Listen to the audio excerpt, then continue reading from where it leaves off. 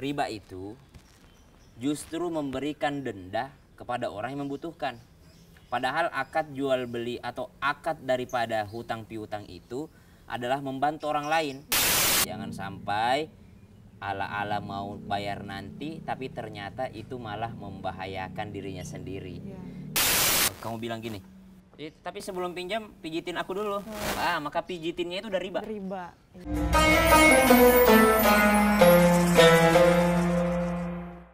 Kenapa sayang buat buka puasa hari ini? Aku mau yang segar-segar, pengen minum boba boleh ya sayang ya? Orang sunnahnya kurma, kamu boba. Kenapa kan kurma habis itu minum boba? Yaudah, Ini mumpung lagi banyak-banyak. ada diskon sayang, tapi harus pakai pay letter boleh kan? Ibu-ibu tuh. Iya kan biar dapat diskon Pay sayang. letter. Bayar terlambat. Iya bayar nanti. Bayar nanti. Iya. Bayar nanti. Maksudnya ngutang gitu. Iya, tapi kan nanti dibayar. Kamu kayak ini susah banget masa Ya, buat karena ada masa diskonnya. bobah doang ngutang. Nggak apa-apa kan diskon sayang, bisa dapat Orang tuh lebih KPR banyak. rumah, cicil mobil, cicil boba. Nggak apa kan biar diskon. Diskon karena ada iming-iming diskonnya. Jadi kalau berbicara tentang pay letter, jadi ada beberapa opsi dari para ulama. Ulama yang sangat hati-hati, nomor satu itu menganggapnya adalah riba. Biar bagaimanapun, tetap hutang piutang itu nggak boleh ada tambahan. Sedangkan kalau pay letter bisa saja itu ada tambahannya. Bisa saja ada tambahannya. Maksudnya hutang piutang itu kan harus saya utang 10 ya bayar 10 gitu. Kalau pay letter bahayanya siapa tahu ada tambahannya di sana, ada dendanya. Nah yang kedua ada opsi lain nih. Iya.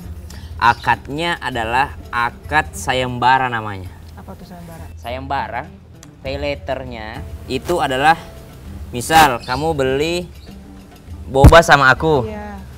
Aku punya, tapi aku nggak punya perusahaan boba. Yang punya perusahaan boba adalah si Ahmad. Iya. Si Ahmad jualan boba. Kamu transaksinya sama aku. Iya. Aku bayarin dulu boba kamu ke sana. Iya. Ya, dengan syarat ini aku dapat boba harga 990, tapi kamu harus bayar 100 sama aku. Tapi kamu boleh nyicilnya. Iya. Jadi itu Cicilan akan sama sayembara. kamu. Saya bisa mendapatkan nih harga 90 nih buat kamu. Terus kamu ngasih ke aku. Atau sebaliknya, harga bobanya 100. Terus kamu bilang gini, tolong dong cariin boba yang harga 90. Atau tolong dong cariin boba yang harga 100. Kalau dapat yang harga 100, kamu dapat 10 deh. Gitu, kamu dapat komisi deh dari 100 itu kamu dapat 10. Nah, itu boleh. Nah, seperti itu. Maka artinya ada dua perusahaan yang terlibat. Misal pesan makanan di satu perusahaan online. Ya. Kemudian perusahaan online ini kerjasama dengan perusahaan yang lain yang akan membiayai dulu. Iya. Ya. Jadi si yang membiayainya ini dapat fee gitu. Dapat fee dari siapa? Perusahaan yang menjual tadi karena dia yang promosikannya. Nah, itu boleh-boleh saja. Atau opsi lainnya dikatakan bahwasanya memang dia akadnya adalah akad cicilan. Memang akadnya akad cicilan. Kalau cash harganya 10, tapi kalau cicilan kredit harganya 12. Maka ada dua harga di awal dikasihnya. Ya, harga ini harga cicilan, ini harga cash. Maka udah jelas dari awal. Oh, kalau pakai pay letter harganya segini, kalau pakai cash harganya segini. Maka itu boleh-boleh saja, boleh. Yang nggak boleh adalah ketika dia tidak jelas harganya. Kayak gimana nggak jelasnya? Tidak jelas dan mengambil keuntungan dari orang lain. Riba itu kan begitu. Riba itu justru memberikan denda kepada orang yang membutuhkan. Padahal akad jual beli atau akad daripada hutang piutang itu adalah membantu orang lain. Asasnya hutang piutang itu kan membantu orang lain. Misal ada orang yang membutuhkan, datang ke kamu nih sayang, minta pinjam duit 10.000. Iya. Terus kamu kasih, bulan depan bayar ya, ada jatuh temponya, bulan depan bayar 10.000. Tahu-tahu dia nggak mampu bayar bulan depan. Terus kamu bilang, ya udah boleh deh bulan depannya lagi, tapi kamu bayar 15.000. Nah itu nggak boleh. Nggak boleh, Karena udah jelas-jelas dia bulan ini aja susah, bayar 10.000, apalagi nanti 15.000. Cuma yang perlu diingatkan, ini buat seluruh pemirsa juga nih, apa yang harus diingatkan tentang bayar nanti ini atau pay later ini, tidak ada jaminan sayang kita bisa bayar. Jadi kalau udah punya duit, bayar cash lah. Kalau ada kemampuan, gak usah teriming-imingi diskon. Iya. Kenapa? Itu namanya mendahului Tuhan. Emang ada jaminan masih punya duit sampai akhir bulan? Takutnya malah jadi utang seterusnya. Iya, misal dia, oh iya nggak apa-apa lah, pay letter aja lah, saya punya tabungan kok ini. Tahu-tahu kebakaran rumahnya, tahu-tahu misalnya ditipu orang, jadi bangkrut, akhirnya nggak bisa bayar tadi. Maka jangan mendahului Tuhan, jangan sampai ala-ala mau bayar nanti, tapi ternyata itu malah membahayakan dirinya sendiri. Karena akad daripada jual beli ini kan wa ahallallahul bai'ah. Allah menghalalkan jual beli. Apa itu jual beli? Mengambil keuntungan daripada jualan. Nah, subhanallah. Tapi wa harramar riba. Allah mengharamkan riba. Jadi hati-hatilah dalam transaksi. Kalau punya duit, kalau alhamdulillah kasih rezeki sama Allah, ya sudah bayar cash aja. Karena di dalam akad ini sangat berbahaya, apalagi buat buka puasa sayang. Hati-hati banget. Jangan sampai puasa kita diterima Allah, tapi malah buka puasanya kita nggak berkah. Iya, jadi hati-hati. Kita tuh boleh berhutang seperti apa sih yang dibolehin sayang? Berhutang seperti apa yang diperbolehkan? Nah, pertanyaannya berhutang seperti apa yang diperbolehkan? Nabi SAW pada masanya juga pernah berhutang, tapi bukan untuk kepentingan beliau sendiri, tapi untuk kepentingan umum gitu ya, para ahlus suffah. Hutang yang diperbolehkan adalah hutang asasnya atau dasarnya adalah saling membantu. Nah, itu hutang. Hutang itu adalah saling membantu, saling tolong menolong. Ada orang punya duit nih, saya punya 1 juta rupiah.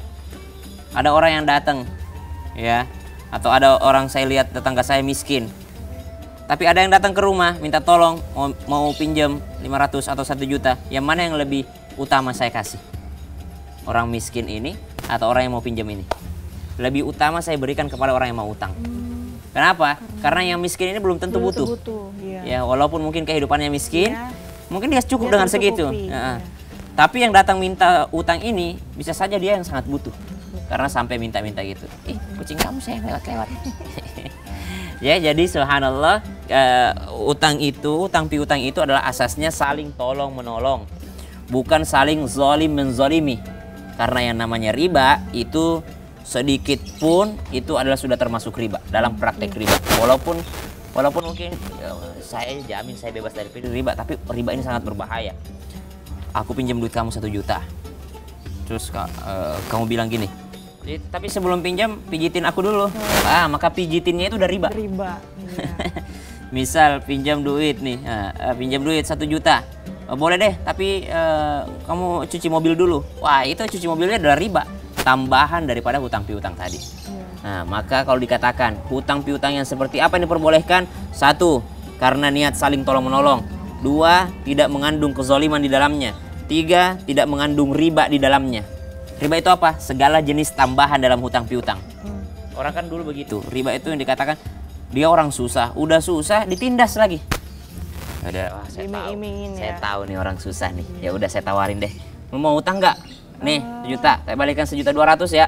Wah, itu praktek riba yang sangat nyata, dan ini sangat-sangat dilarang di dalam agama kita karena menzalimi orang lain. Padahal hutang piutang itu adalah dasarnya kamu butuh duit ya, ya udah nggak apa-apa pakai aja dulu.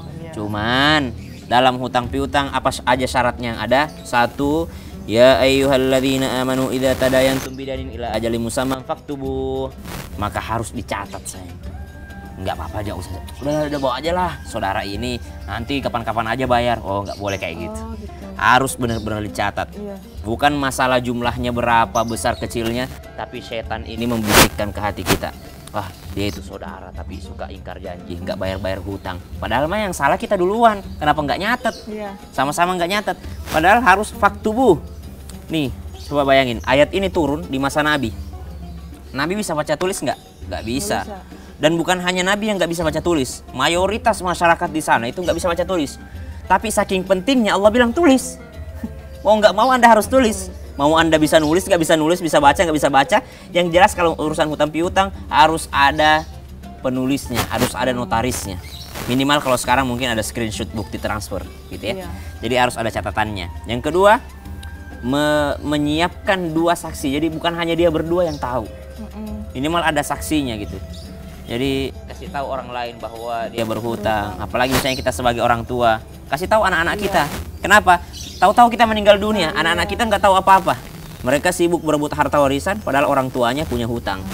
Nah itu hutang piutang tuh. Maka penting untuk mencatatkan syarat-syaratnya, yakni ditulis, yakni adanya saksi, kemudian adanya waktu, temponya itu harus wajib tuh temponya. Sampai kapan dia berhutang harus ada. Dan yang keempat prinsipnya tadi adalah tolong menolong. Jadi kalau ada orang belum bisa bayar bulan ini, dikasih waktu. Nggak bisa bayar lagi, kasih lagi waktu. Kasih lagi tambahan waktu hingga pada akhirnya kalau memang dia tidak bisa membayar dan kita ikhlas ridho, boleh mengikhlaskannya. Cuman ini juga buat seluruh pemirsa harus tahu bahwasanya menagih hutang itu hukumnya wajib. Menagih hutang itu hukumnya wajib. Kadang-kadang kita nggak mau nagih hutang karena nggak enak kan, nggak enak. Padahal siapa tahu dia bukannya nggak mau bayar utang, tapi dia lupa. Makanya menagih hutang itu hukumnya wajib. Kenapa? Karena takutnya dia lupa bayar hutang, akhirnya terhitung berdosa, terhitung mencuri. Gitu sayang. Udah datang belum? Kan Nggak jadi belum pesen jadi ya? pesen, Ya udah iya. pesan yang pakai ini aja deh, Ya pakai udah, cash aja deh. cash aja deh yang aman ya. Aman aja lah.